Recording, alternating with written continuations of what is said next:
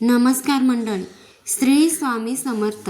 संक्रांत व एकादशी एकत्र या चुका टाळा, अन्यथा उपवासाचे फळ मिळणार नाही.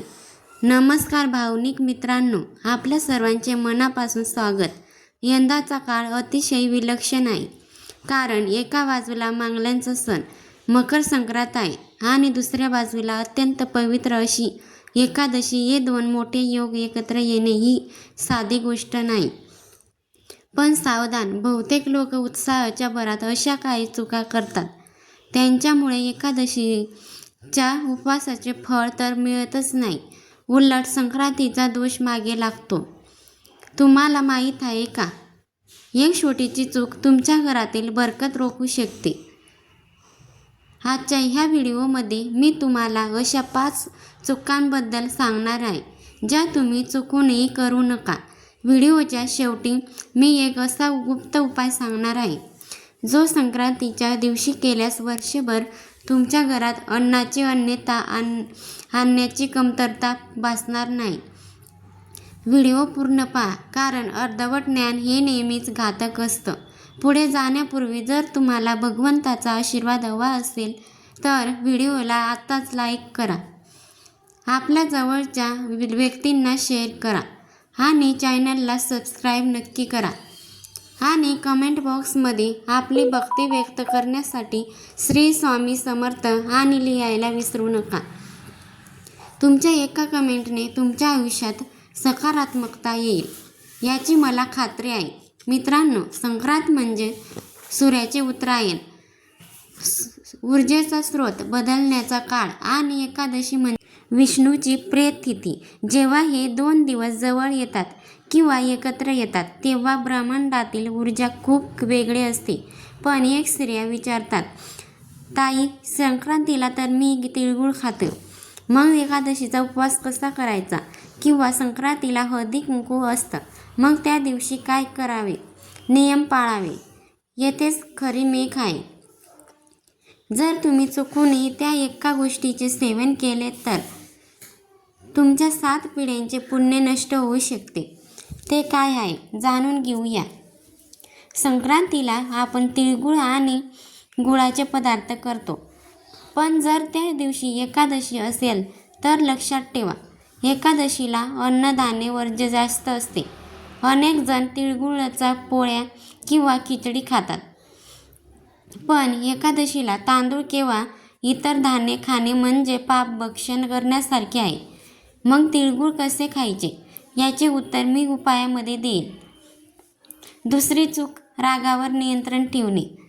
हा दिवस दानाचा आहे. जर तुम्ही दान करत असाल पण मनात कोणाबद्दल राग किंवा तोंडात शिवीगाळ असेल, तर तुमच्या दानाचे फळ शून्य समान होते. या दिवशी घरातील स्त्रीने चिडचिड केली तर लक्ष्मी गळ्यातून पाठ फिरवते. तिसरी चूक, तुळशीची पाने तोडणे मानले जाते, पण एकादशीचे पाने तोडणे महापाप मानले जाते. पूजेसाठी पाने आदल्या दिवशी तोडून ठेवा. चूक 4, रंगाचे वापराने सूतक नियम. संक्रांतीला काळे कपडे घालण्याची प्रथा आहे, पण एकादशी हा सात्विक सण आहे.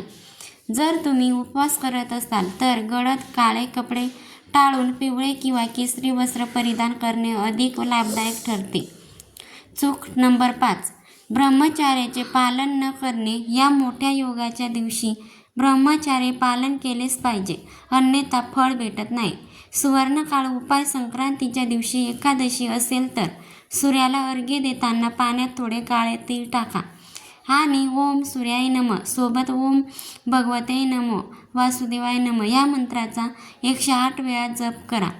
यामुळे पितृदोष आणि ग्रहदोष दोन्ही शांत होतात.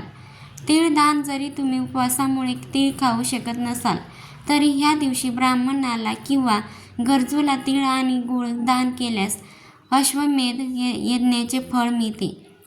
नंबर 3, तुळशीसमोर दिवा. संध्याकाळी तुळशीपाशी शुद्ध गाईच्या तुपाचा दिवा लावा आणि त्यात 1 चिमूटभर हळद टाका.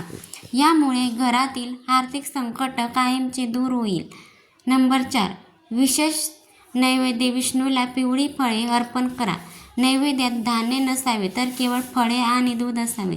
व्हिडिओच्या सुरुवातीला मी एका गोष्टीबद्दल बोलले होते, ते तुमची वर्षभराची लक्ष्मी रोखू शकते. ती गोष्ट म्हणजे या दिवशी कोणालाही रिकाम्या हाताने परत न पाठवणे. संक्रांतीच्या दिवशी जर कोणी तुमच्या दारावर आले, मग तो भिकारी असो वा नातेवाईक असो, त्यांना काहीतरी दिल्याशिवाय पाठवू नका. विशेषतः एकादशीच्या दिवशी दान केल्याने तुमच्या घरातील अन्नाचे साठे कधीच संपणार नाहीत. तर मित्रांनो, संक्रांत आणि एकादशीचा हा द्रुमी योग आपल्या सर्वांच्या आयुष्यात सुख समृद्धी घेऊन येवो हीच ईश्वरचरणी प्रार्थना. लक्षात ठेवा, शास्त्र पाळल्याने आयुष्य चांगलं होतं. हा व्हिडिओ कसा वाटला कमेंटमध्ये नक्की सांगा. पुन्हा एकदा विनंती, जर माहिती आवडली असेल तर लाईक करा, शेअर करा आणि सबस्क्राईब करायला विसरू नका. कमेंटमध्ये श्री स्वामी समर्थ आणि ओम नमो भगवते वासुदेवाय नमः लिहायला विसरू नका. तुमच्या एका कमेंटमुळे आम्हाला नवीन माहिती शोधायला प्रेरणा मिळते.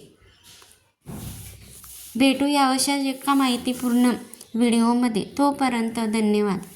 श्री स्वामी समर्थ. जय जय स्वामी समर्थ.